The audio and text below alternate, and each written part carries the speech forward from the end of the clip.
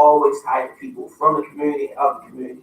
It's about ownership, owning land, owning properties, owning a business, regardless if it's for profit or non-profit, or if a mixture of both. And I'm a big proponent and believer in both. So, I'm celebrating that today that, my organization is Dear Neeuq Assisted Living LLC, is licensed and about to do a grand opening soon. Yeah, that's what I'm talking about. Go ahead, Wesley. All right, y'all. So congratulating Wesley on that. In recent news, when people start to pass away in your family, and there are items like assets such as homes, cars, and things like that. I know we talked before about making sure you have settled all of your affairs. You have your will, you have life insurance, you have other things that you need to do. When it comes to these assets, what are some of the things that we should be talking about amongst ourselves within our families? Because I think that is something that is missed a lot. A lot of times people are quick to sell off those assets, leaving us in a position in which we don't have anything, although you've worked your whole life to get these things such as homes and cars, etc. What are some of those things you think we should be talking about amongst our families? So just that, the question that you just brought up and actually the statement that you made is very important. And a lot of, households and the community of color, a lot of people are either undereducated or misinformed, or they feel like they don't have it in their financial plan or their budget. But these are the things that is extremely necessary for the continuation of us to grow as a community, us to grow as a family, and us to thrive as people. So things like life insurance policies. When someone passed away in our community, we shouldn't be selling dinners or, fundraising for funds. People who have to live through that, I'm not saying this in a negative way, so don't take it in the wrong, term sense. But I'm saying it in the way of we need to prepare for these things. Life insurance policies are set up in a place that if something happens to somebody in your family and in your community and in your household, you can financially bury them and also take care of any debt that may be left behind, and you can even give something to if they had kids or something like that. A lot of people in certain communities don't understand that. Passing down homes, ownership. So, owning your property, owning, the land and things like that, and, paying a mortgage and things like that on time, and even doubling up so you can kind of pay it off sooner, because if something ever happened to you, what happens to that property? If it's not well taken care of and managed and things like that, it goes back to the bank or the state or the city and things like that, and not to the child or whatever, whoever the beneficiary may be. These are the things that our people need to pay more attention of: life insurance policies, regular insurance policies, car insurance policies, home ownership, managing that they don't have extremely high levels of debt that you passing on to your kids, and actually try to attain some type of assets to pass on. Yeah, so my concern is when this person has passed away and they have worked their whole entire life for this house. And the first thing that comes to discussion is selling the house. Uh-huh. That is a problem to me. Because now this person has worked their entire life. All you have to pay is upkeep and taxes on this property, which can be an investment property for many years to come, well beyond your lump sum that you're going to get when you sell it. And that is questionable because sometimes people have second loans on houses. They do all kind of stuff while they're still living, and you don't really know what kind of debt is going to be there until it's that time. But in situations in which they don't have second loans, all you have to pay is the taxes, even if you have to upgrade. Let's imagine if we turn a 5-bedroom house into 5 rooms, a boarding home, okay? If we did that, or if we got real fancy like you and turned it into an assisted living, imagine that income. So we could pay the taxes off in the first month. And in the next month, we can upgrade the oil heating system. Next month, we can do something else. But look at all of the money that's going to keep generating from this place versus my lump sum that I'm going to get. Maybe I smoke it up. Maybe I chop it up. Maybe I don't invest it into anything and it's gone before you know it. Because a lot of people have that microwave mentality. Like they want things instant. So majority of the times if you have a family member who has, passed on and then they pass on property, Mhm. a lot of people might do something to get that money that the house is worth. Now, you go and spend that money on whatever you spend it on. Some smart people might use that money to make an investment and make more. But actually owning a property is longevity for the family. That's, Exactly. legacy for the family. That's assets for the family. So if you have a property that you can pass on generation to generation, and then you put, people in there to rent it, or even you live in there yourself, mortgage free and just pay the taxes, that's a lot of money you can save for your family. Living in a house that's been passed down for generations in your family and just keeping the upkeep on that property, it's actually something that can help the family and not just your immediate needs, but families to come. Exactly. So, you might. Because if my grandparent died and left my mother the house, when she dies, then it goes to her children. Right. Then when I die, it goes to my children. Right. And we can keep carrying Right. on that way. And usually there's going to be a lot more equity that's going to come along, depending on the housing market, depending on what's going on. But people don't understand the value of these things like property. And Ms. Young was saying that you can also get life insurance policies or mortgage policies to cover those expenses at your time of death, which is really important. So I was looking at some articles and I was looking at different things in reference to insurance. And basically, there are a lot of articles that say Blacks and Hispanics usually do have more insurance than Caucasian people. So I think that Caucasian people are more likely to have different types of wealth. So not only that, Caucasians, if you really pay attention to their burial process, they're not spending 15,000 on a funeral. They're going to do the basic thing. That's going to be it, and then they're going to move on and do other things. So,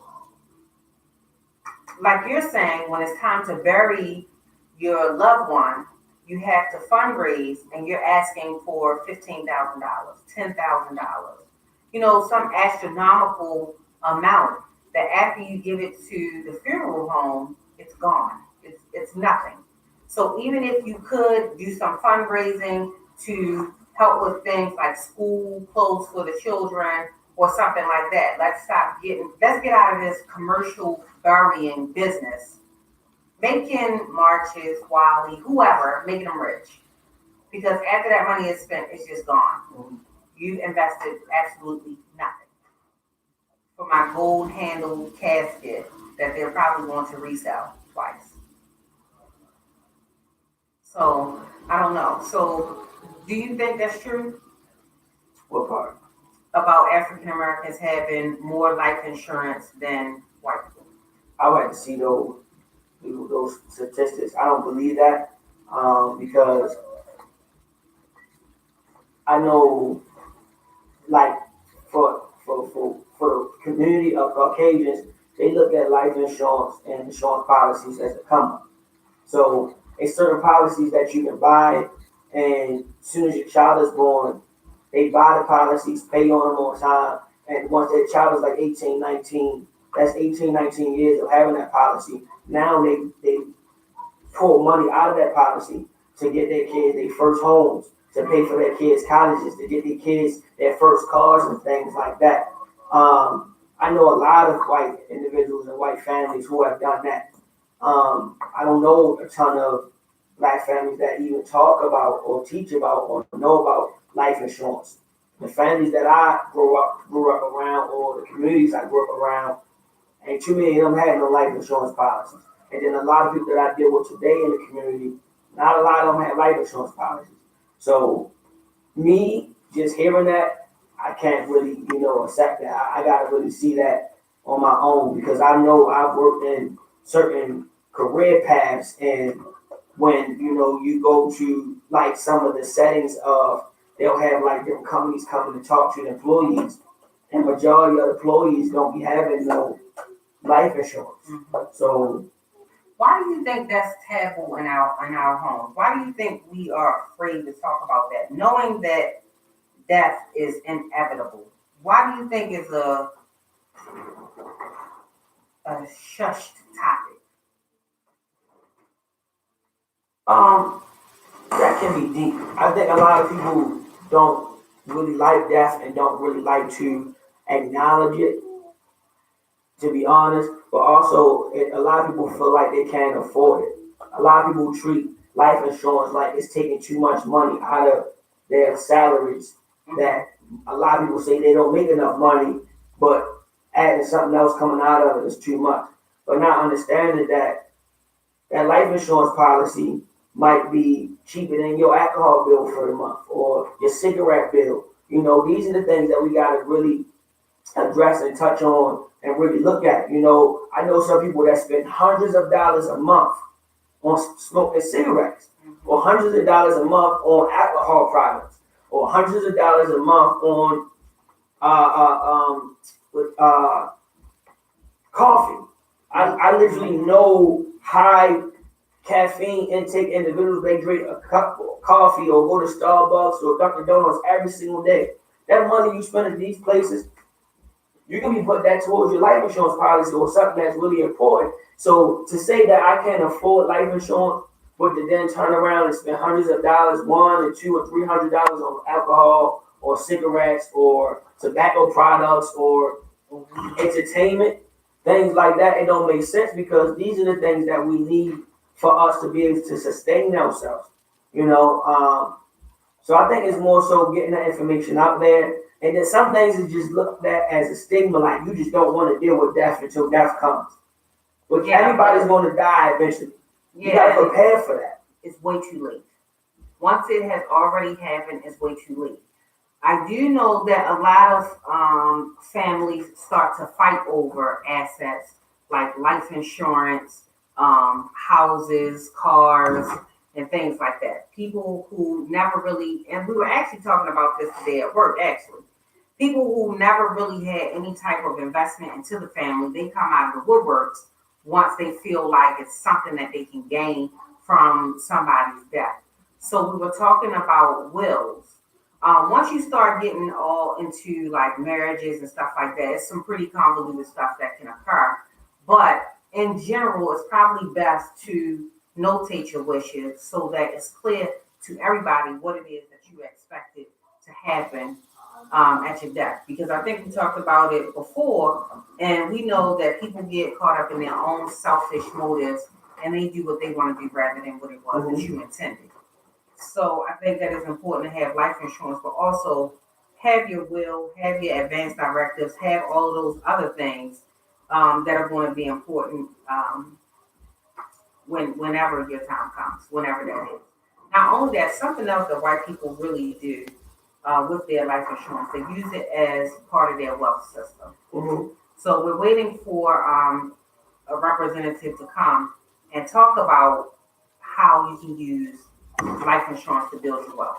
There are a lot of different types of policies out there that they're coming up with, one of which is universal life. But I'm going to leave that up to the professionals to talk about so that, people can be aware of what's actually needed. But Zoe is saying we don't know the importance of credit while we're alive, so definitely don't know the importance of things that benefit us in death. That is so true. That is very true. That was deep. Yeah. That was a good remark. That was a good comment.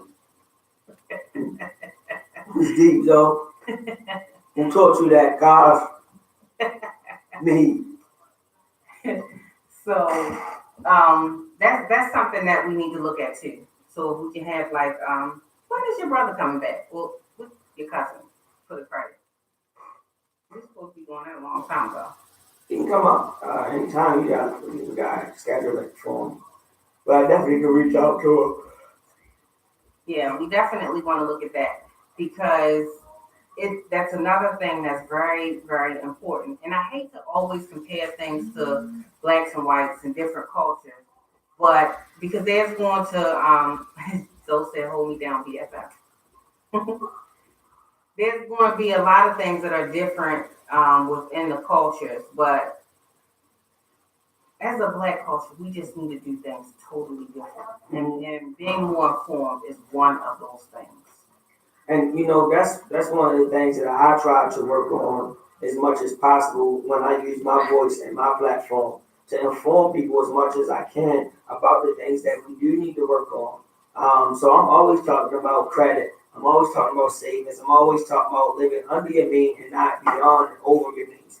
I'm always talking about ownership, and that means, land and property or starting your own business. I'm always talking about even if you are, someone that works for a company and an organization, that's okay. But that don't have to be your only source of income. And actually, you're not supposed to have, when you're thinking about the future, when you think about a family, when you think about greater levels of success, you're supposed to have multiple levels of income.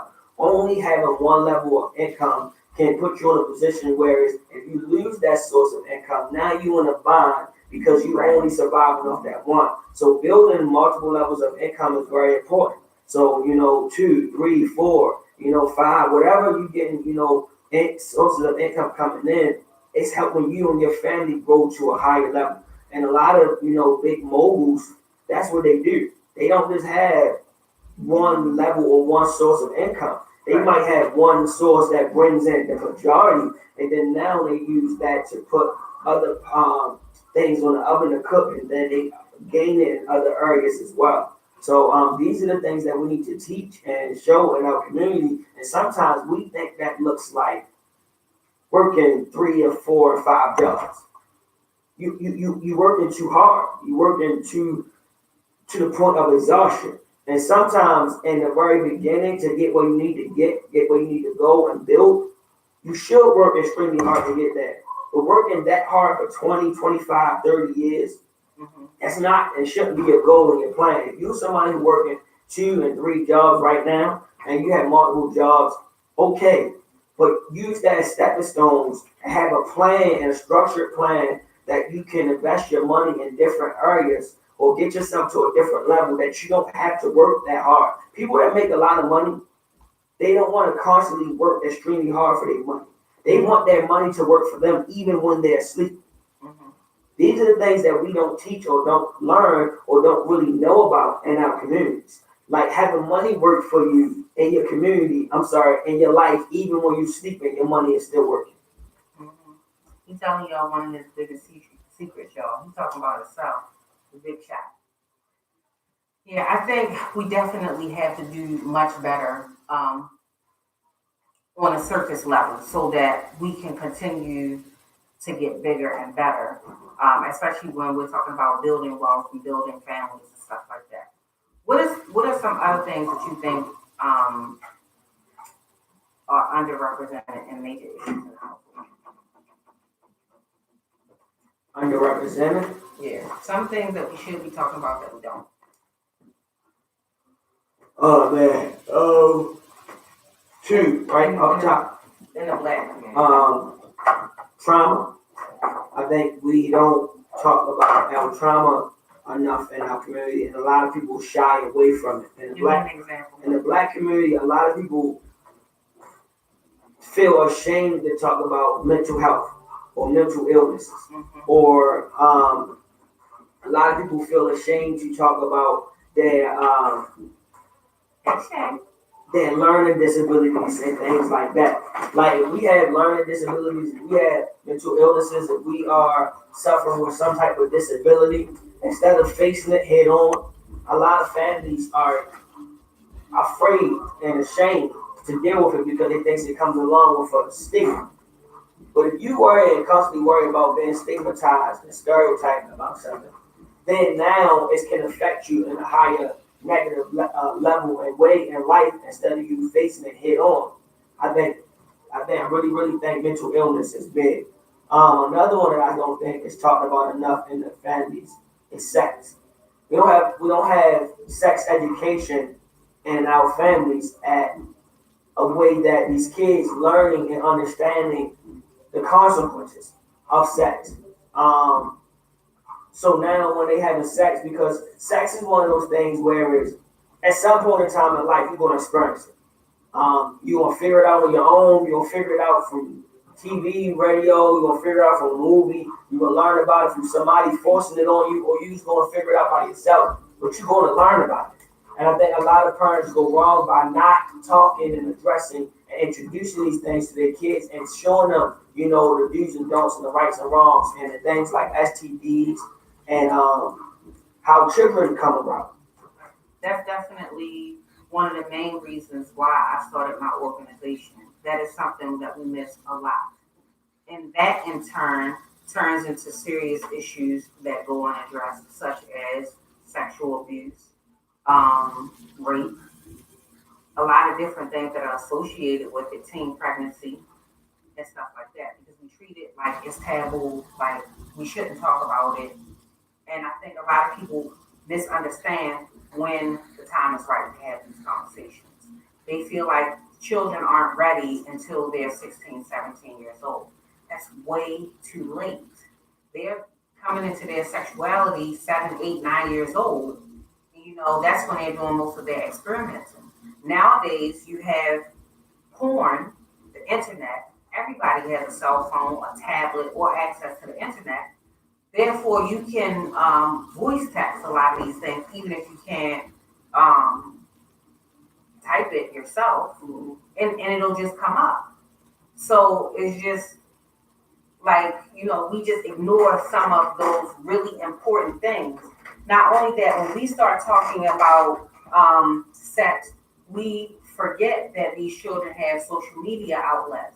Do you know how many children are lured into human trafficking, inappropriate sexual behaviors with people that are too old to even talk to them in the first place, all because there are things that we don't communicate about at home.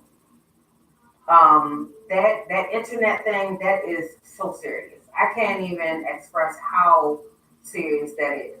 Not only that, everything is over sexualized. So even little girls have to, or little girls feel like they have to be extra sexy. Putting the little filters with the lipstick and the glasses and all that other stuff on, or the dances and all of these other things and ways that they represent themselves. That may not necessarily be the case, but it's showing your naivety, but it's also opening you up to stuff that you have no idea what can happen next.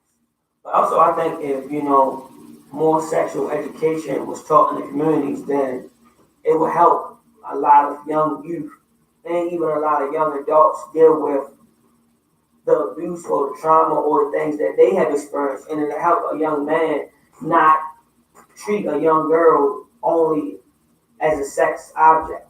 I think if we brought these things to the forefront and actually started discussing them more and teaching about it more, a lot of young individuals and older individuals wouldn't go through so much that they go through. Because I know when I was teaching, there were so many young girls that had already had some type of sexual experience at a young age, starting in middle school. Yeah. And I don't know why parents or family members or the community think these things don't happen until they like high level teenagers or they're in high school. Which is no, absolutely sexual ridiculous. experiences are happening to these young girls and young men in middle school, and some even younger than that, like elementary. So if you don't teach these kids about these things, they don't know what's wrong. They don't know what's right. They don't know how to do certain things, and then they learn it from just experiencing it.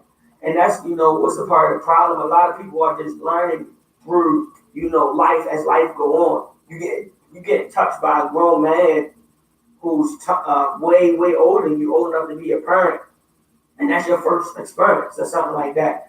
And then now that young girl had to deal with that and live through that. And I think a lot of us aren't been able to cope with these things. Because I know there's women out there who have been, treated in such ways, but it's certain things that trigger them. Certain Yeah. things that may have happened to them when they was young, and certain things that trigger them now as women. And we don't know these things because we aren't taught about these things until it happens. So that goes to the first point that you made.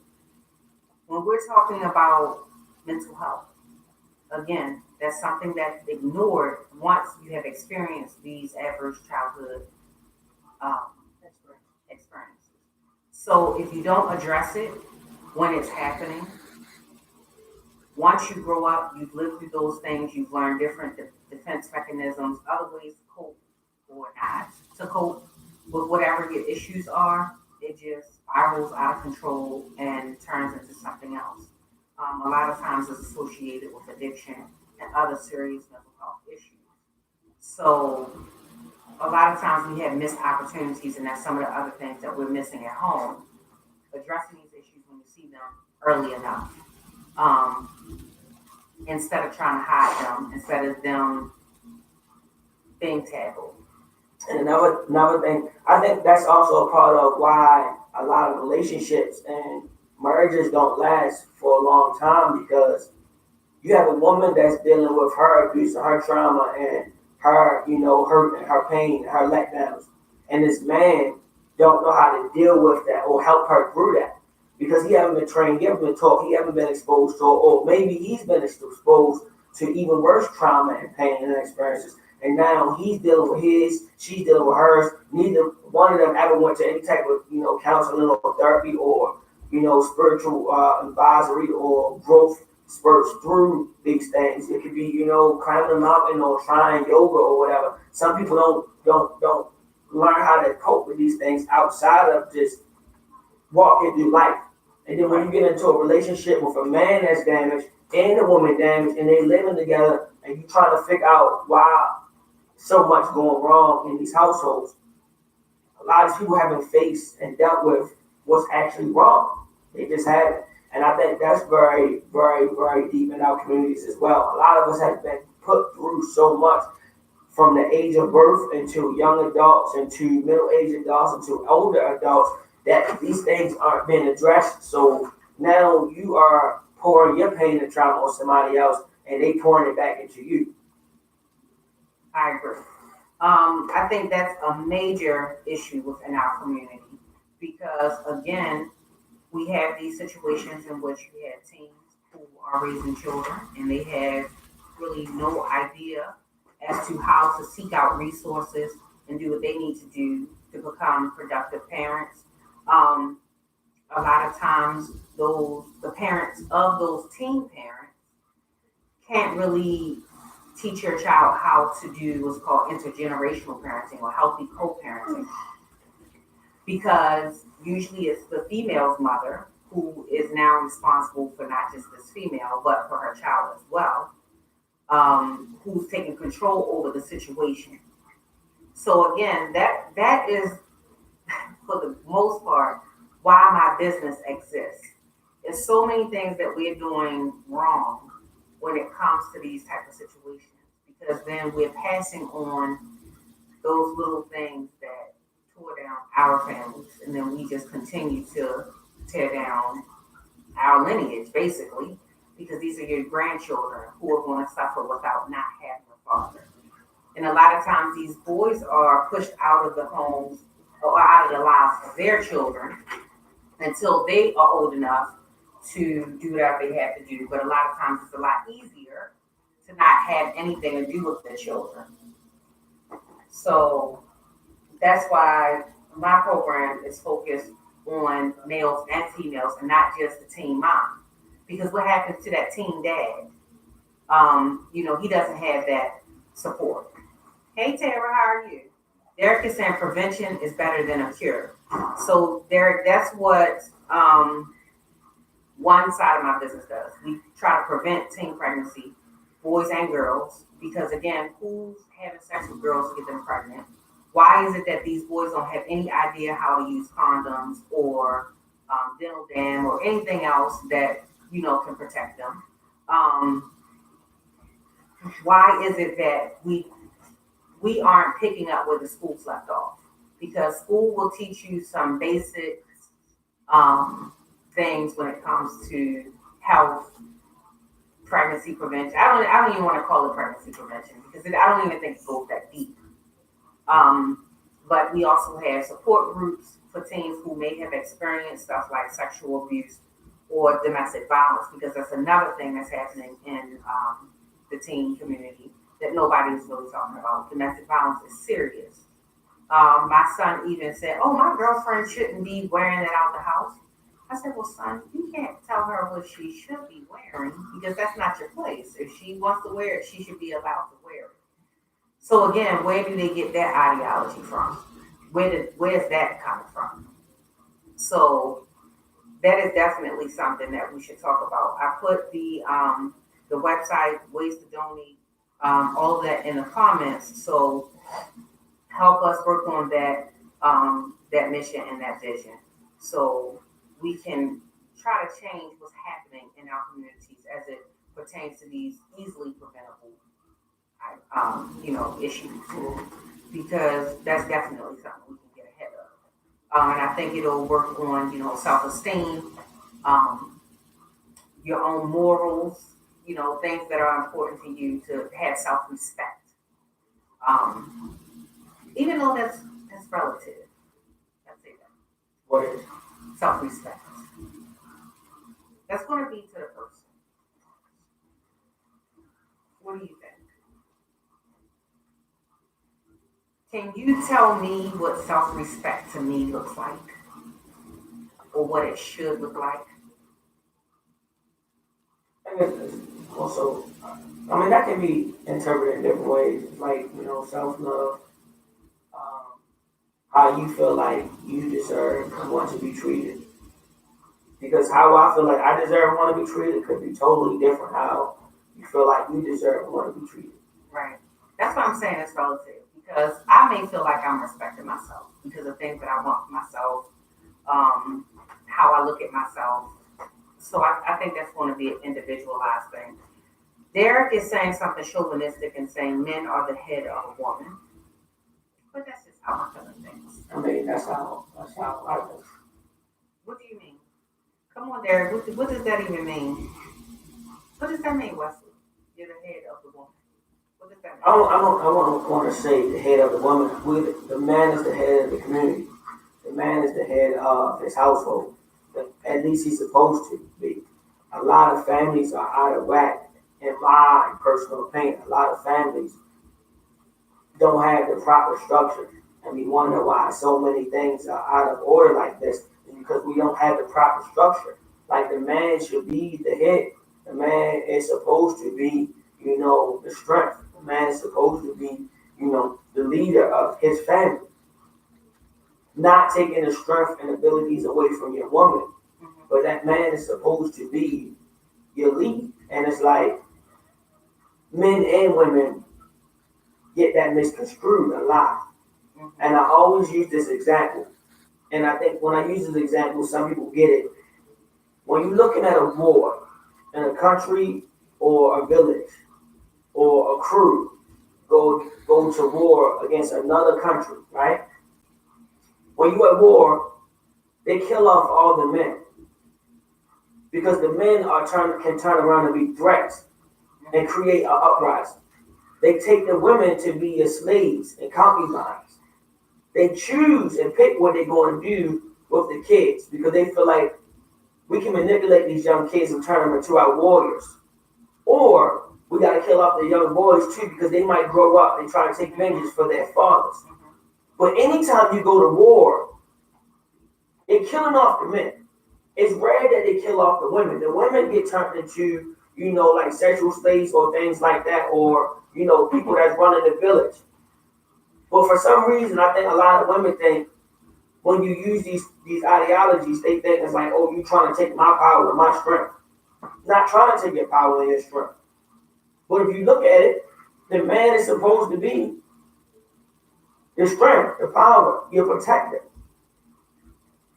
A lot of people have, I think, in my opinion, lost that understanding. Look at what's going on in the black community. I guarantee you one thing.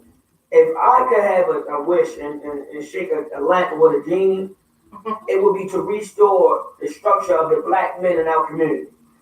If we had more black men restored and structured in our community and taking their rightful positions, there's no way I believe our communities and situation would be so bad.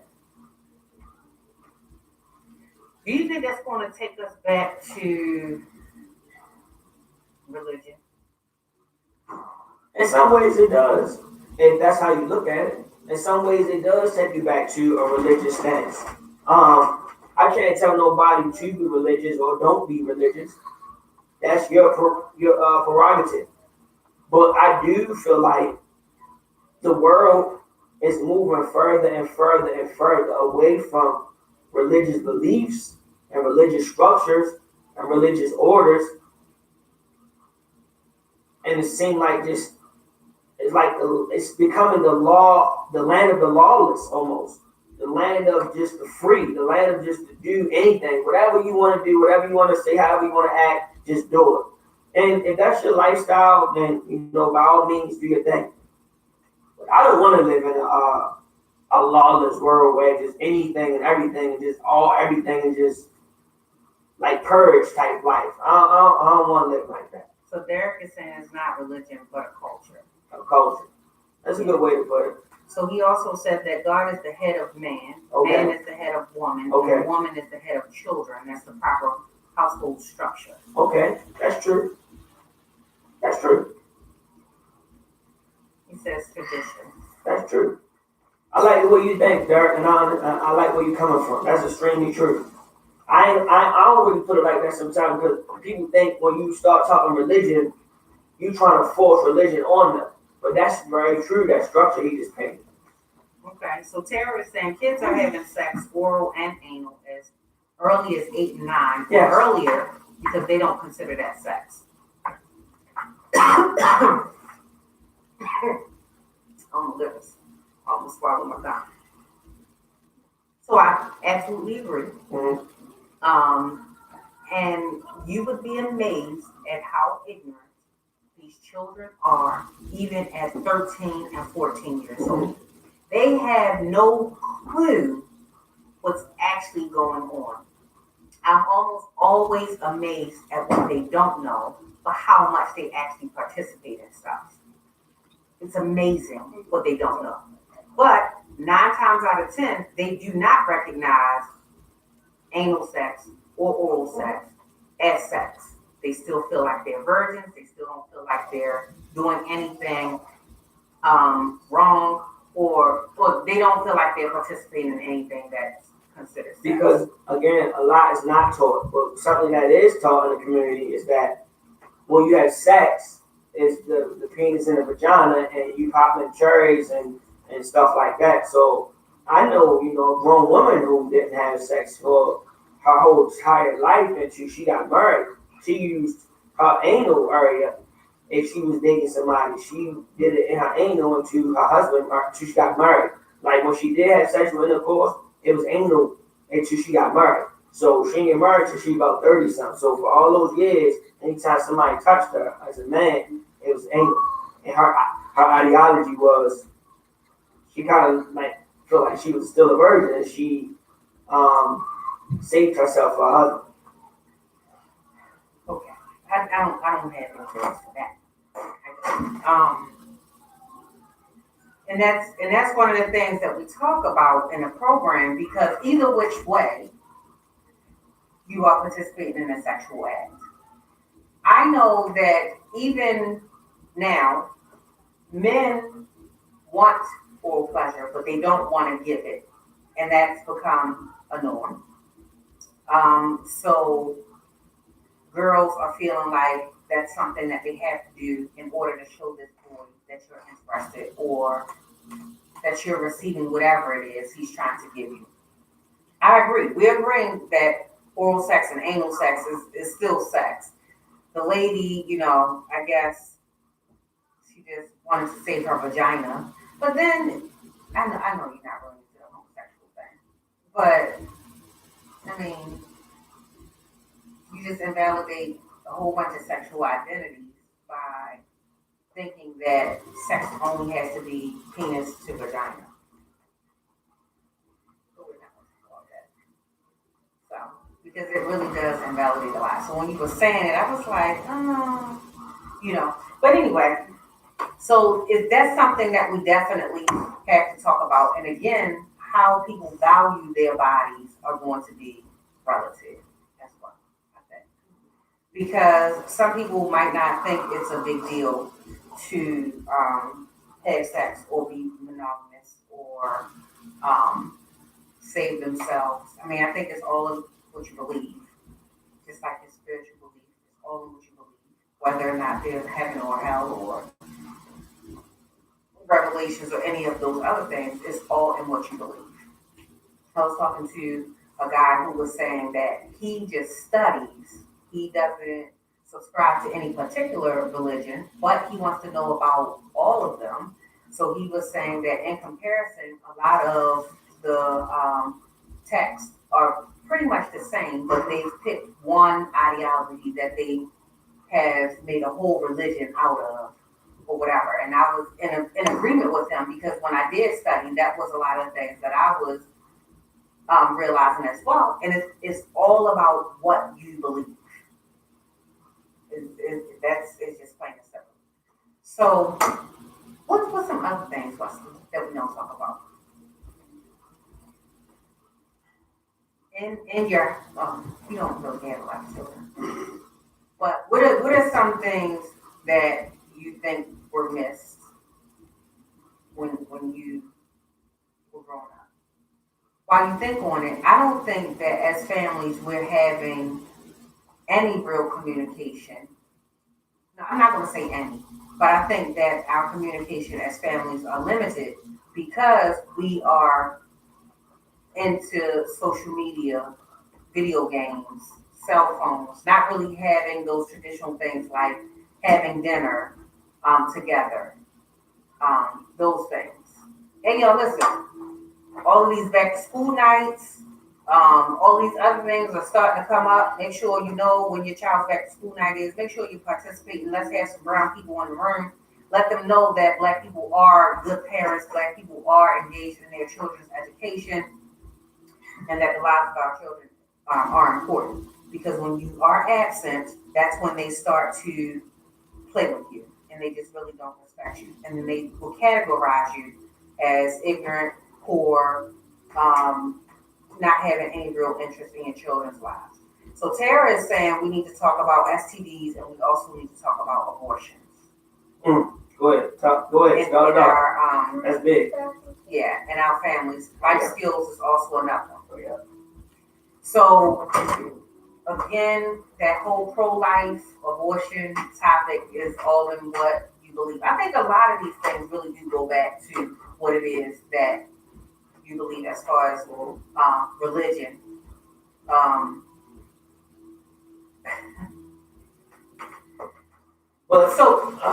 The abortion argument is just so strong. Abortion can be tough. Yeah, because my whole thing is, I need to be able to decide what I'm going to do with my body.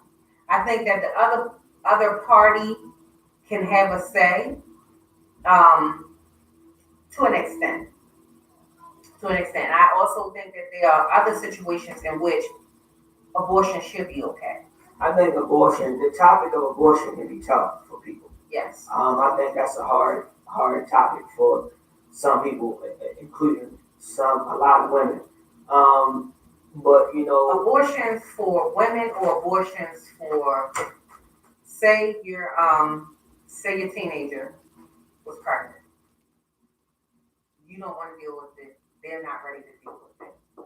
Do you know how many parents have forced their child to get an abortion? How serious that is, how that tears down the household. And with things changing, because once your child turns 13, you're not really allowed in the room. They're treated like an adult. They get to make these decisions on their own, whether or not they want to be on birth control, what birth control is that they're going to use. But then they are still minors. So should your 13-year-old that you can't have any say in their sexual reproductive health get pregnant, guess who is responsible for that consequence? But that's what I'm saying. That's why I believe abortion is very touchy and a sticky subject because you can have a person, no, you can have a woman that's like a female. That's like, I want to have this baby. But the male could be like, I don't want no child right now. I'm not ready for a child right now. I'm not prepared for a child right now. But that woman makes that decision because that's her body. But in the bigger scheme of things, when that child comes into this world, majority of times it's not just on her as being responsible for taking care of that child unless she just simply don't have no other help. So it comes in, the man had to do what he got to do now. The aunts, the grandmothers, the cousins, the sisters, so many people around got to step up and help raise this child. But it's a lot of men walking around with resentment against the woman because he feels like now I'm in a bad predicament or I'm not financially okay or I'm set back in life because you wanted to force this child on me. Like I literally know a lot of men that feel that way. But I also know women that be like, it was my decision, it was my body, and you laid down with me. Explain the force this decision on you. What do you mean? That's why I say this is sticky. Because I don't want women to like look at me like a bad person. No. But in all reality, yes, y'all are, hold on, you asked me. Y'all had sex. But that don't mean he want that child with you. How did I get pregnant? What did you leave behind? That's what I'm saying. Like y'all had sex. Y'all had sex. He had sex with you. But that still don't mean he wanted that child. And then now if he expressed to you like, yo, I don't want this, I don't want a child. And then you like, I'm having this baby. Now it's like, whatever dreams, aspirations, goals, or setbacks he's dealing with, he has to deal with that stuff now. Or the world, or society, or the family, or people, or himself feel like he a deadbeat. He's not a good parent, not a good father, he's not a good man, not this, not that. But what if he literally wasn't prepared or ready for that? So he should have been prepared with his condom and used it every single time. Cool. Because after the deed is done, you can't then turn around and say, oh, I'm not really ready for this child. Well, you shouldn't have been ready to nut in me or skeet or whatever you calling it nowadays, because it's way too late once you've already done it. So then it's like now you want to say, okay, because let's not even get it fucked up. Abortions tear up bodies. So, you want me to put myself in this, not saying that childbirth doesn't, but you want me to put myself in this predicament in which I can get some organs damaged, can never have children after that. I'm not saying this. I'm not saying you. I'm 50-50 with both. I understand both parties. The reason why I understand both parties is because some people are literally not prepared or ready to have kids, regardless if they had sex or not.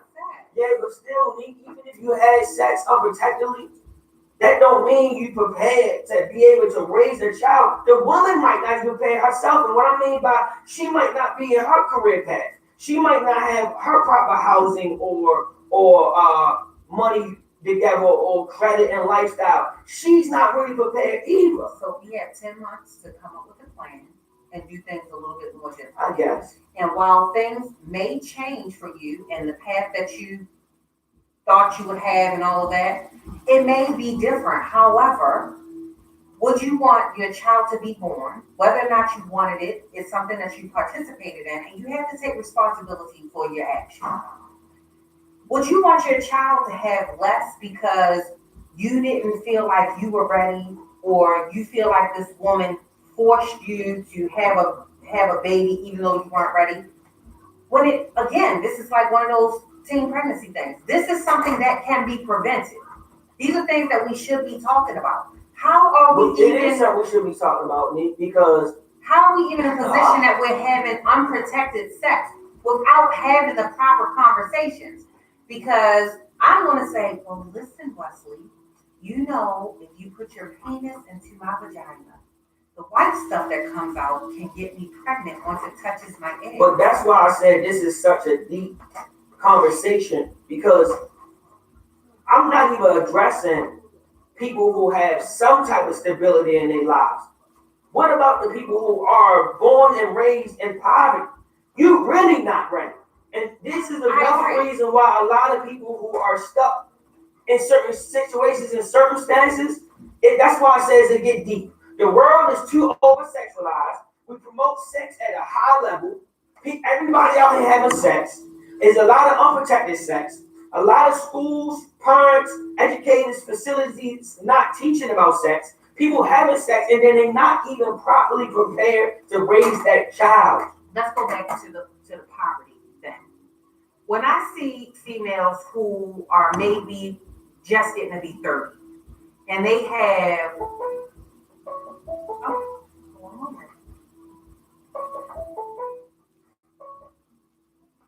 WMSK online radio, this is Open Wide with Neeuq. Hello? Yes. You hear me? Yes. Okay. I just want to respond to, but, being a Miracle fan, Yes. I have a big problem with this statement. I know you're not trying to offend anybody, but my thing is, like I told my oldest son, if you're going to come to the table, strap up. Because at the end of the day, if you have this design in your mind for what you want your life to be, I don't care how much the girl would say, well, I don't like condoms or it don't feel good. STDs are real and babies are real too. If you're not ready for that or prepared for that, then you take the responsibility of bringing what you need to the table. Because at the end of the day, you're accountable for the life that you produce out of that. Yeah, I agree. But that was Wesley. Derek is the one who was saying I'm sorry, Derek. Wesley. Wait. What I say? Damn. That was you talking about, the man who she's going back to your comment about, the forced decision to take care of the kid. So let's talk about being forced. If you was man enough to lay down with that young woman. That don't mean you was man enough though. You may not have been man enough, but you made a man decision to have. That's what I'm saying. But there's a lot of people. There's a lot of people who are uneducated. Before we even jumped on this topic, I specifically said these things aren't taught in the household, and these things aren't being taught in the schools. I've taught in these school systems, and these kids are having sex at a young age, and their parents, their family members, and definitely not the school is teaching these kids about sex and giving them sexual education. That's one issue. Second issue is all through social media, all through the movies, all through the radios, all through the music, everything is always over sexualizing women. I've been talking about over sexualizing women for like 10 years now. And I'm a man. And it's like the world over sexualized the body parts of a woman to the point that it makes it almost like you just gotta crave it or want it. So now when you pump this sex this high, but you're not teaching and educating about it, you actually pushing and driving people to want to have sex. Now once you have this sex and you haven't been properly taught about these things, what comes about from it? Some type of child or STD is what I'm saying a lot of the times. But okay, so and what I prefaced my statement with was not to attack anybody or anything like that, but what I heard you say in all of that was that if he is not prepared, well, what makes you think this female is prepared? Because like you said, if neither one are educated, the point is she's going to have the final decision because it's her body. Whether he's ready or not, he still did this manly act or this adult, I wanted to say man, I'll say adult act that is contributing to the fact that there is a child or whatever the case may be involved. So therefore, whether he's ready or not, he got to accept the responsibility. 9 times out of 10, you know how many probations out of hand sit in front of me complaining that they had to pay $25 a week when I had these meals, let's say it's $5 or meals at McDonald's is $5 every time you eat. That's well over $25 a week. But you make sure you ain't worried about your child. So not only that, when you're missing these vital educational pieces when you're young, that's one thing. Absolutely. But once you have grown up, we can't continue to use ignorance on the guy's part, whether or not he's ready. Because you know, when you put your penis in my vagina, But why do You're y'all gonna always come. make it seem like the man is not ready? A lot of these women aren't ready I'm either, and not- they still screaming out that they want to have this baby. they're both. But this is the thing. So, but again, I don't think that abortion should be your means of birth control or correcting that type of mistake when you were both old enough. We're talking adults now. You're both old enough, you made the decision to lay down, have sex, unprotected, and pretend like, oh, I done got pregnant. So, or I got an STD. Well, we all know that that's a consequence of that behavioral action.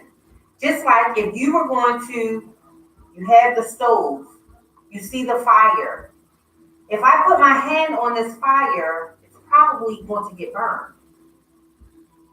I get what y'all saying, but again, I'm not a woman, but I'm just not the one that's going to take that simple answer or like be like, oh yeah, it's just that easy. Like it's a lot of women. It's a ton.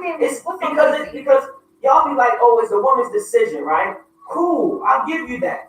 But do you know how many women out here who saying it's my decision? I want to have this baby. I'm going to have this baby, and her lifestyle is not even set up or prepared to even have a baby herself. So she's making a decision. Oh, yeah, but hold on. Stop looking at some of these women as Barbie dolls and models and they'll be having a. But that's not even just on the man. For the broke bums that they are. It seems like y'all always want to blame it on the man. No, we're not blaming it on the man. You said you're speaking from a man's point of view, and we're speaking from a woman's point of view. No, I'm not speaking from a man's point of view. There's women out here that say that with no good men. I'm speaking on a human point of view. Because he look good. I'm speaking on a human point of view. If neither one of y'all got yourselves together, y'all shouldn't be bringing no life in this world. Because I'm gonna tell you this: if you already struggling and you not established, how hard, even harder, do you think it's going to be for y'all to get yourselves to a higher level of success when you already wasn't there? Now you got this baby to raise. A baby not no little toy that you can just put down anytime you get tired. I agree. Absolutely. So going back to the point that you were making about people in poverty continuing to have children, etc. When I see that, I'm like, this is a mentality, it's a level of ignorance, but it's also their norm. So they have learned to accept this is who I am. Yeah. So when you're thinking of high levels of success, They not even think about that.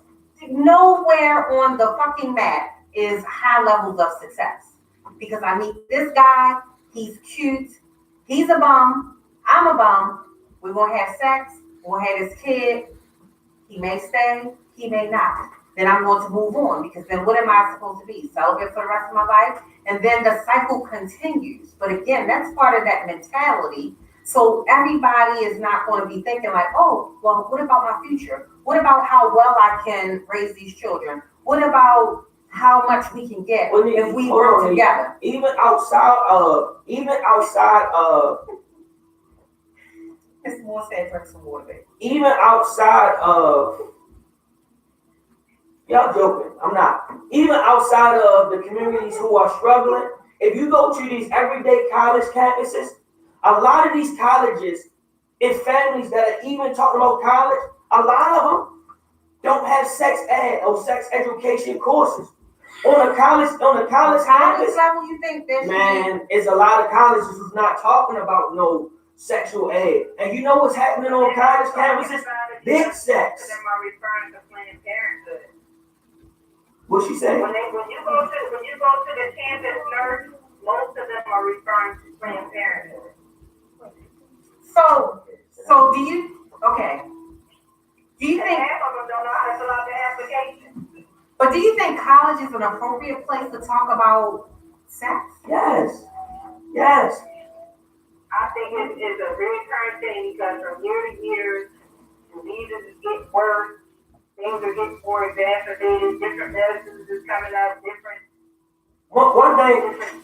one thing I can say about Towson, and I don't be bigging them up for a lot. Towson has this big little conference that they do, and they teach a lot about sex, orgasms, body parts, structures, different positions, and you be having young adults in there looking with big eyeballs, like they learn a lot of stuff. Like women be learning about orgasms, why they never felt this way, why they did feel this way, what makes you feel this way. I don't understand why people don't understand how learning about sex is important. You got women that don't even really know their body. You got men that are grown Yeah, a men lot of that women don't are even not. know how to make a woman really feel good. Everybody, a lot of people live a life thinking sex is just you hop on and you pump real hard.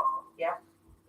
They're not looking at it from the mental stimulation. They're not looking at it from really learning her body and what makes her excited. They're not looking at it from she might be, What did you say? Microwave mentality. Yeah, that's what I'm saying. Instant gratification. So when you living in a mentality like that, it's so easy to get pregnant that.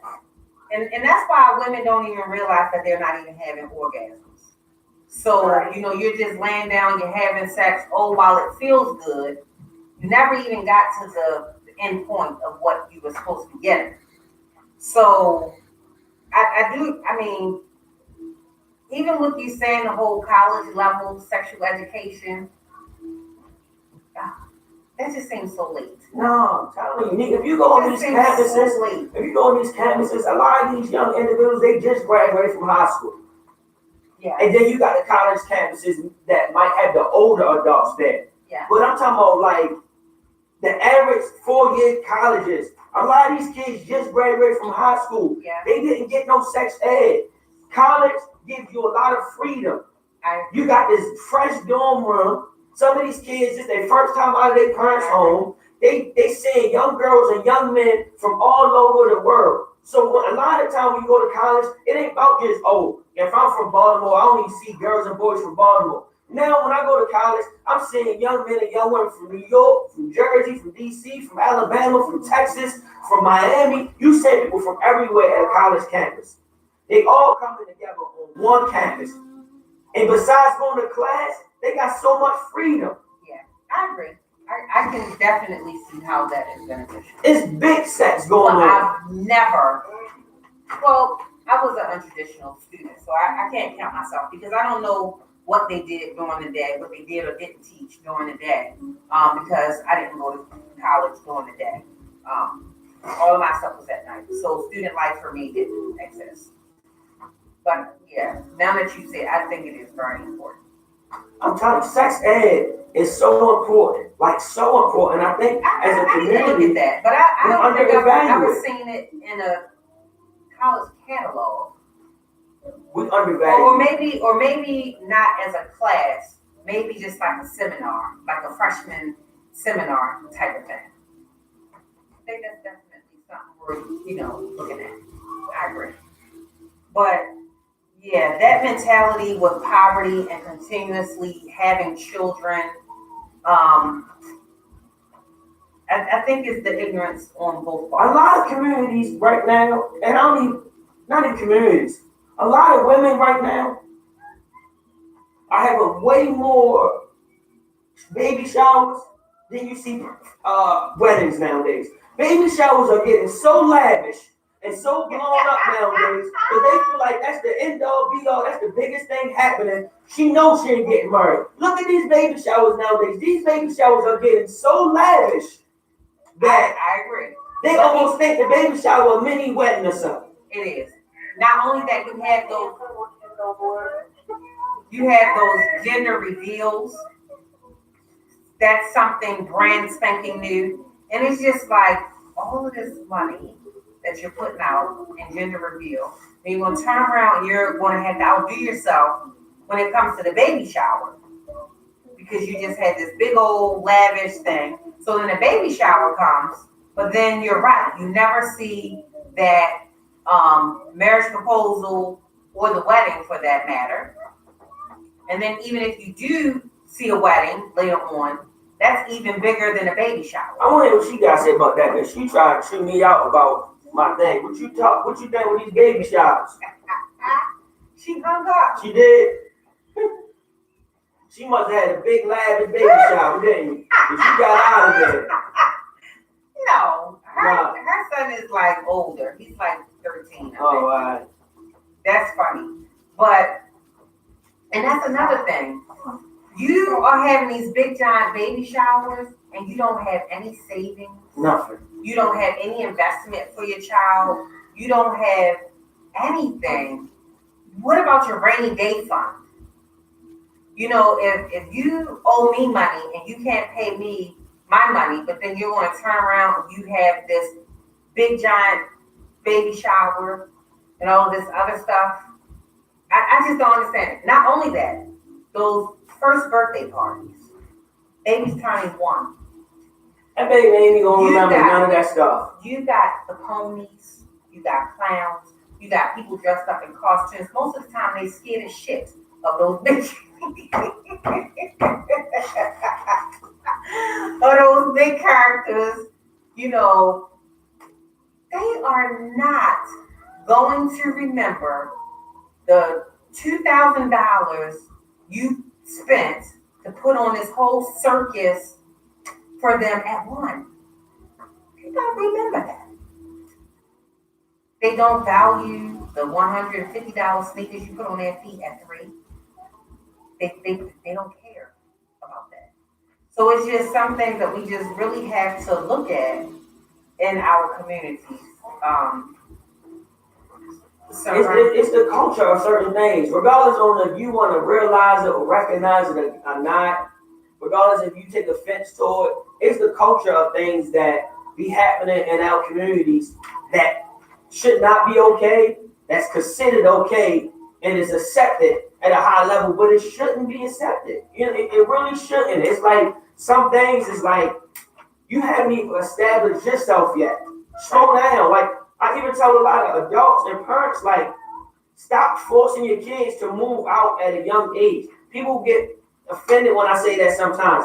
But if your son or daughter is not established yet, just because they just turned 19 or 18 and they just graduated from high school or they got a little job, that doesn't mean you force them out of the home. Let them stay there, save their money, get their credit together, let them establish themselves, buy their home, get their little first car, put some money in the savings. Don't, soon as they get a job or graduate from high school, you put them to the world. They're not ready yet. I don't understand why we think they're ready. These kids are not ready to really live and take care of themselves as soon as they turn 18 to 19. WMSK Online Radio, this is Open Wide with Neeuq. Hi, so I wanted to call in and speak on this baby shower birthday party situation. So I have a 2-year-old son, and I had a very big baby shower for him, and I had a very big first birthday party for him. And then when I had a second birthday party, I was on my father's hair. Now, my baby shower was lavish because I had a very, very, very difficult pregnancy. I was by myself the whole pregnancy, ended up homelessness, struggling, and it was a very big triumphant moment for me to show my family, my friends, the people who turned their backs on me, that this is something worth celebrating. This is something for me to be happy about. Whether you guys feel that way or not, I'm celebrating the life of mine. At that point, I'm a child, and I wanted the world to know that it was very special for me personally. Now, as far as the first birthday goes, God forbid my child didn't make it past year 1. I would have wanted to remember his first birthday party the way that I celebrated it. I wanted it to be big because you never know. And I feel I'm very big on birthdays, and I feel like whether the child remembers it or not, life has turned. This world is so crazy. People's kids are dying at daycare. People's kids aren't making it past 6 months. People's kids, all types of stuff are happening to babies, and they never got that opportunity. So I'm sure those moms, kids didn't have that opportunity to turn one, would have loved to have that opportunity, and if they had that chance, they would go all out. So I feel like while I do understand that living above your means is absolutely wrong, I do not agree that I feel like that's something personal and something special in each different situation for the mom, for the family, for the dad even. And I don't think while it does get a little over the top, I feel like we should allow people to have their moment. I agree. You can have whatever moment you like, but the concern then comes for me: are you prepared? Should you have an emergency when your child turns 1.5? Because a lot of times people regret having those big things when other things come into play, and then they can't recover fast enough. Because you could be jolted into homelessness at any moment.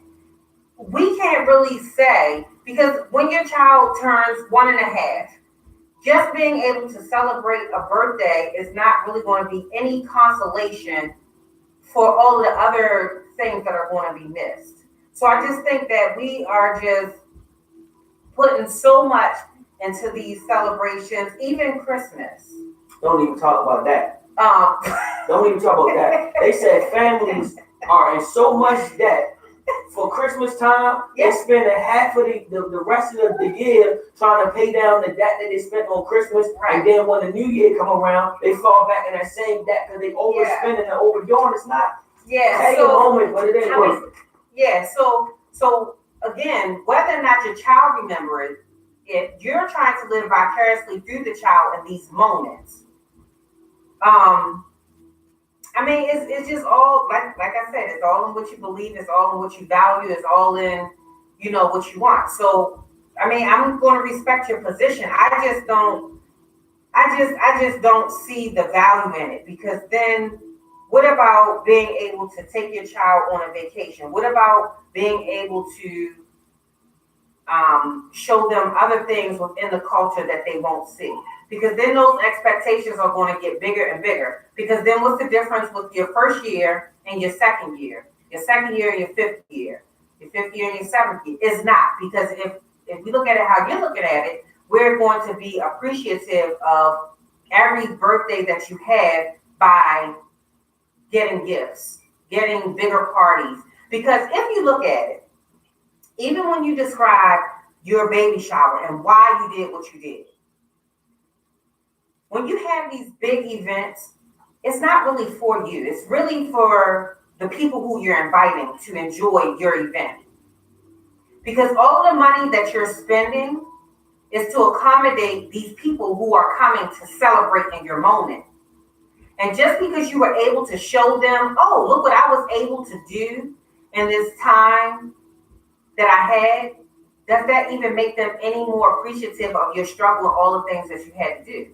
Probably not, because they still probably found something to talk about.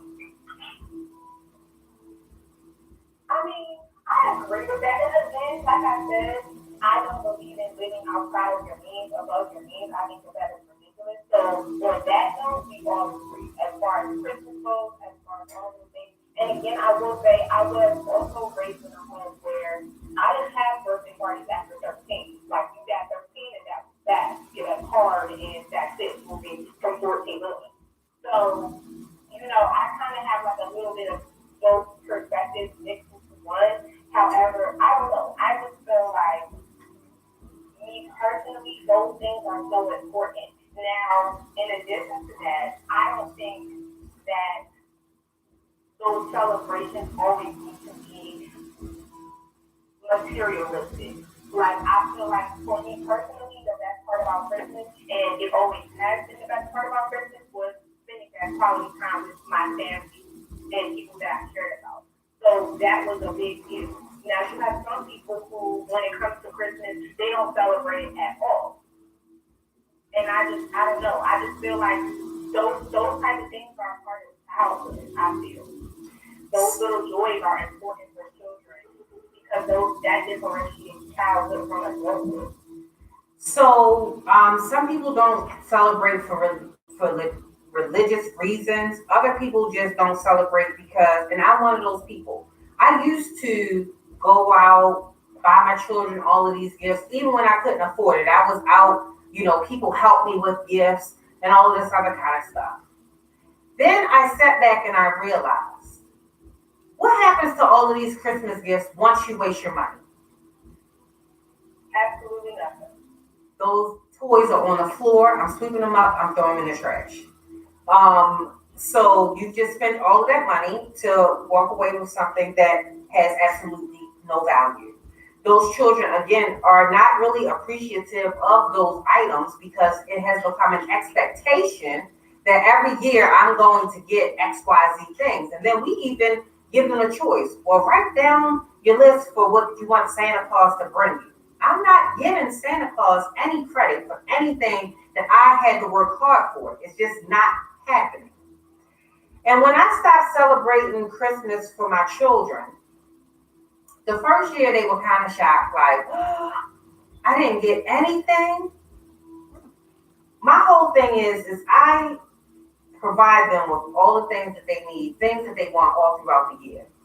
We're not going to celebrate a pagan holiday just to, I don't even know what you're even showing them. You're just getting showered with gifts, and half the time you don't even deserve anything that you got because you should be punished until you're 18. But I'm going to go spend out $1,000 per child for Christmas gifts that I'm going to be sweeping up next week. So again, my children have learned to not even expect that. And we still use that opportunity to celebrate one another. And it doesn't have to be that we're doing it with gifts. So do you celebrate birthdays? I Or is do. that just Christmas? I do. I do celebrate their birthdays, but you will not see any lavish 10-year-old parties. But I will do a Sweet 16, and even do things for 18 years old. But I think it's more important to just appreciate them and not have them believe that they need to be showered with gifts for every event or occasion. And I agree with that. I definitely agree with that. Because a lot of times we just get so caught up in a commercialization of everything. Let's throw a party for you getting your period for the first time. Let's throw a party it's just getting ridiculous. So let's save up all the money that we spend. Let's save up for those more joyous things. Those proms. Oh, wait, because proms are out of control too. They're way over the top. The lady who did that whole Dubai thing, she got caught up in a welfare scam. Like buying your child their car, because a lot of times in African American families, we aren't even sending our kids to driving school. That's another thing that they're missing out on. So let's just make sure we're giving them a high quality of life, and it doesn't always have to be that they're showered with gifts that they didn't earn or deserve. Let's start some investments for them so that when they are about to graduate from high school, if they are ready to work rather than go to college, how many of us are ready to help them with whatever it is if they decide that they want to move out? Because I think a lot of times the situations at home are so tumultuous, it's probably the children who think they know everything and they're moving out on their own. I never will tell my children, oh, you're 18 now, you got to get out. But if that's what they choose to do, I can't stop them. But if I didn't spend so much money on your first birthday, I could have put a nest egg aside for you when it is time for you to buy your first house, get your first apartment, buy your first car. So Ms. Moore is saying, sometimes I buy too much at Christmas, then I give it to the kids I know need it. Thank you for your comment, caller. She hung up. So, this has been good. We're down to just about our last 3 clips. So we talked about things that we should start talking about in households. Things that are not talked about that we really do need to talk about. We talked about some pretty good stuff. Mental health, sex is a really big one because that's where I think you're getting a lot of your ideas of who it is that you'll be sexually. You know what my child won't have? What they gonna have? I ain't worrying about no big birthday parties. But what I will adopt in my family is like that structure of a bar mitzvah. If I said the word right. For the Jewish people? When that child turns a certain age, everybody they know comes and celebrate that child at that age. And it's not about dropping off toys and trinkets. Yeah. They putting that bag up. Yes. And that bag goes towards getting that child life started. Saving that money up for that child's first car or college or their first home. Like everybody that they invite, it's about bringing that money to help them start their life to get ready for life. It ain't about no big ponies and horse rides, and I don't have that mentality. Too many of us run around here, we got 30 balloons flying, and we got all these toys, and we got all these little clowns flipping around. I'm good. Let's put this bread up to help our families get out of these situations that we live in. I agree. So that's a religious celebration as to when they are coming into adulthood. That's basically, And for me, it ain't gotta be built on religion, but that structure. Yeah. I think it's like the child's 16th birthday or something like that. 13? Man, the bread that they come together as a community and as a family to bring together for that child. What? Yeah.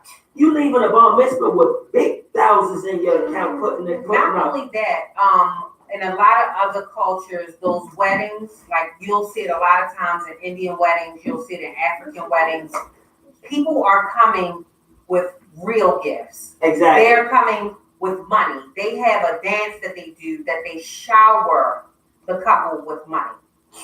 So these are the things. Bring to my attention stuff like that. I don't need 5 pairs of new skates, a whole bunch of little macho men on the floor. We good. My man can have one set of little cars, one set of macho men, heck of books, and like real life stuff. Like that's just like, we be worried about the wrong stuff. Don't come to my child's birthday party dropping hundreds of dollars worth of toys. It ain't that much planning in the world. We need real life items, bro. I agree because they're going to lose interest in a toy. They're going to break up the toys. All of the pieces are going to be all over the place. You're wasting money. I do not do it. People be asking me, I don't even buy him no high fashion or high expensive items. He's 7, right? And he just turned 7 the other day. Exactly. Hold on real quick. You put a pair of brand new sneakers on his feet today. You let him outside. He kicking mud, dirt, trees, dog poop. The brand new sneakers you just put on his feet. He trashing them. I'm not one of those type of parents or people that you can come bring me. Oh, my child got every little Gucci, Fendi, Louis Vuitton, Jordan, but they don't have no savings. No, I'm good because I know him. As soon as you put that shoe on his foot, the first thing you put him outside, he's scraping it. He walk down the street scraping. What's the thing that they turn it on the side, like you stand on the side? Exactly. Like, come on, man. Come on. Yeah, and so that's what I don't understand. I'm not buying my 3-year-old $100 pair of anything. It is not happening. There's no way that they're going to be that fashionable because they do not appreciate that for what it is that you appreciate it for. They just do not. That's why I just don't feel like I'm going to get caught up in the commercialization of a lot of things that are celebrated. Oh, for Easter, I'm going to buy you an Easter Sunday and an Easter Monday outfit. Shit, me, no, not. I'm not buying that. So, I mean, Miss Moore said, I'm having a big party, bring me a bag. That's her message to you. I don't know what you're talking about, Miss Moore. She having a goddamn party, bar mitzvah. Oh, she too old for a bar mitzvah. She got name her something else. No, Wesley. gotta bring the bag. Hey, Miss Donna, how are you? So, getting back on, the seriousness of this conversation. We really do need to sit down and talk about things that are really important within our family. Let's start building strong communication because we aren't talking at all, right? Let alone talking about the most important things: investments, saving, I'm talking. wealth. And sometimes people get offended, but I'm still speaking on it. Because it's like, it's first of all, it's tiring, it's hurtful, it's disappointing. It's just a lot of different things when you got a lot of people in our community talking about, oh, we living for this and we living for that. And when that one day is over and tomorrow comes, you back poor and broke. Yeah. Nah, bro. How we call, like, I just don't agree with that. Oh, I just balled out crazy for my 5-year-old daughter birthday. I just spent $2,000, $2,500 on my 5-year-old daughter birthday, but I'm about to be behind on my rent or mortgage or my BJ&E about to be late. That don't make sense to me. It's more than she's 16. Get it poppin', Miss Moore. Get it poppin'. Yeah.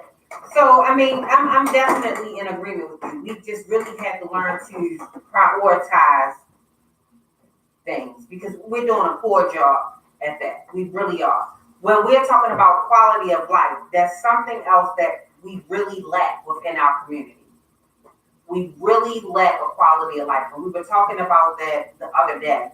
And I was just like, that's the thing. I mean, the killings are out of control. Out of control. Like the things, I mean, and we can talk about this next week if you want to. But these things that these juveniles are participating in, it's just like, where are we missing the boat? Where are we falling off? It's a lot we missing, and I want to address, but I can't have no time right now. Right, we're going to talk about it next week because it's just like we are just really like looking at some of these things that these children participate in. The robberies are out of control. What is it that they desire so much that you're willing to rob anybody for? You know what I mean? So we're gonna talk about that next week because I'm sure we can talk about that for a lot of time. So let's start talking within our households, within our communities about things that people aren't really willing to talk about. We know that death will be upon us one day. We don't know when. So let's not assume that everybody will live into old age. So we have to talk about life insurance. We have to talk about what we want to do with these assets. Don't be so willing to sell off everything that you have just because the martyr in your family has passed away, or the matriarch or patriarch has passed away. Let's keep some of those things within our families and use them as investments so that you can pass it on generation after generation after generation. Because if every generation is starting over, we don't have anything. I'm gonna tell you what tripped me out a lot. For some reason, and I say this to my family and friends, a lot of family members and a lot of friends, it's like it's easy and they cool with talking about the silly stuff. They cool with talking about the gossip.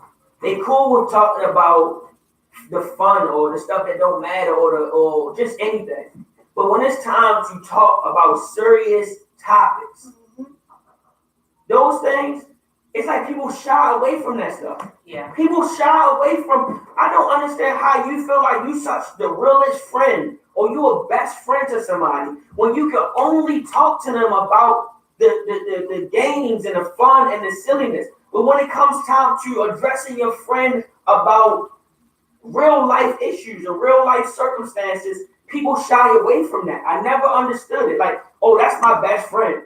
Oh, but you can't talk to your best friend about silly decisions he or she might be making in life. You can't talk to your best friend about cheating. You can't talk to your best friend about abuse. You can't talk to your best friend about being behind on their bills when they taking a trip to Miami. But you come back home and after you finish your Miami trip, your BJ&E or your rent behind, and you got eviction notice on your door. We can't talk to our people about this, but we can daggone sure talk about, girl, you saw post on Facebook or you saw or that. What are you talking about? Yeah. So I was telling one of my friends that my best friend really does take into account what's in my best interest. So even if I feel as if it's something good for me, she's going to tell me her honest opinion. Like, girl, you're doing way too much. I love that. It's not going to happen. I love that. And so that's what my other friend was saying. He was like, I cannot help but to respect her for that. I love that. Because she is invested into what's best for me. Mm-hmm. And the same for her. You know, if I want her to be more responsible, I want her to look at things a little bit differently. I want her to have a career path.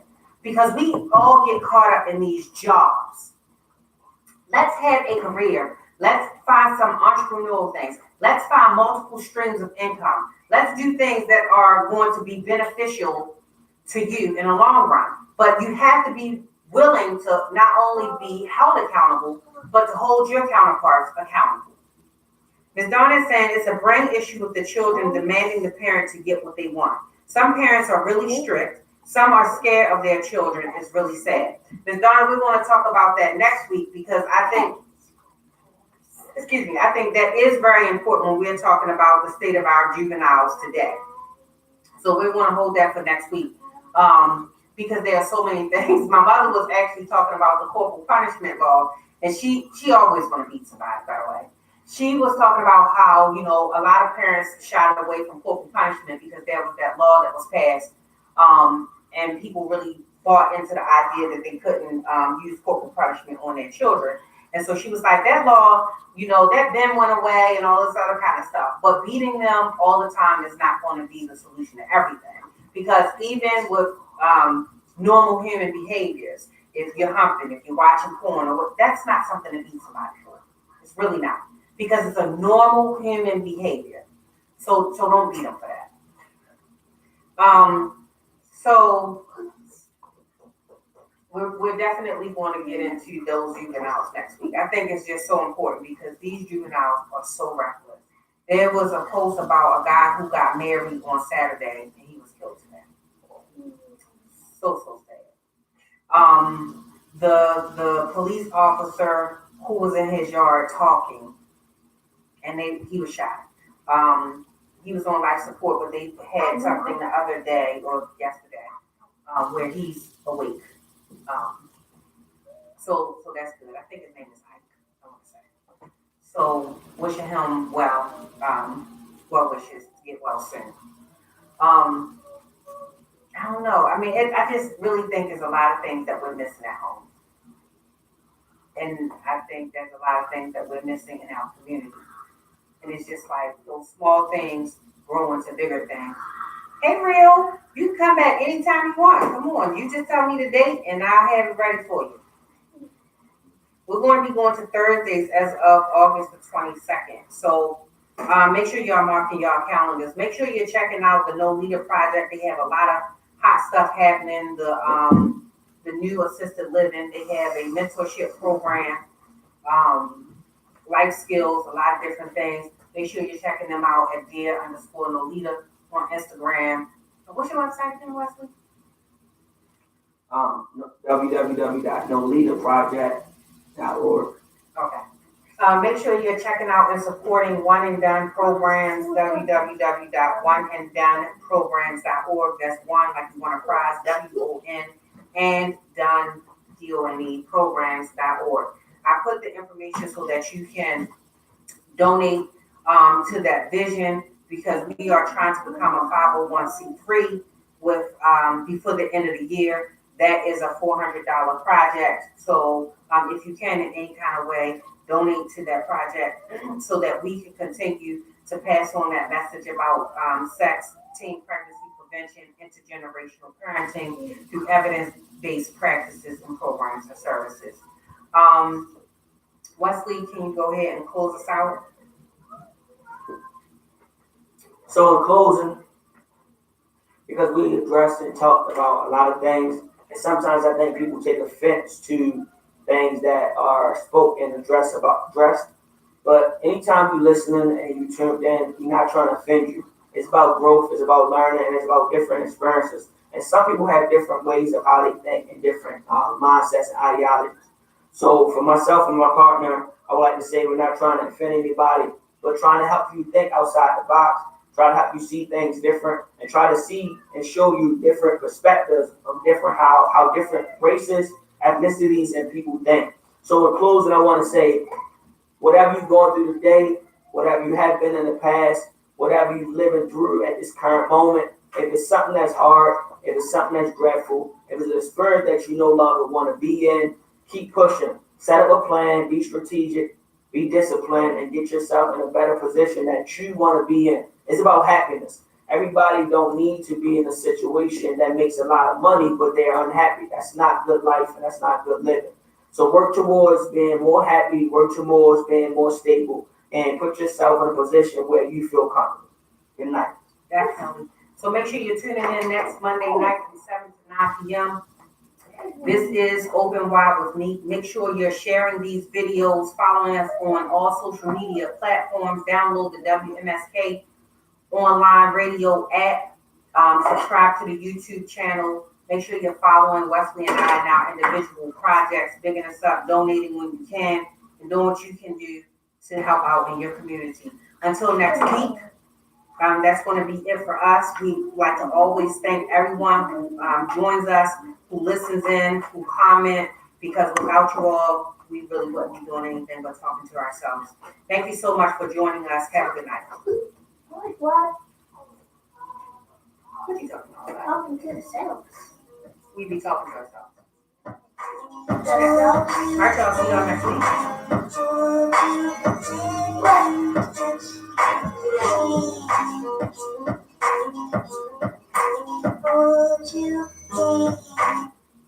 Come on. Allow me to show you something. Hey, Rock, no.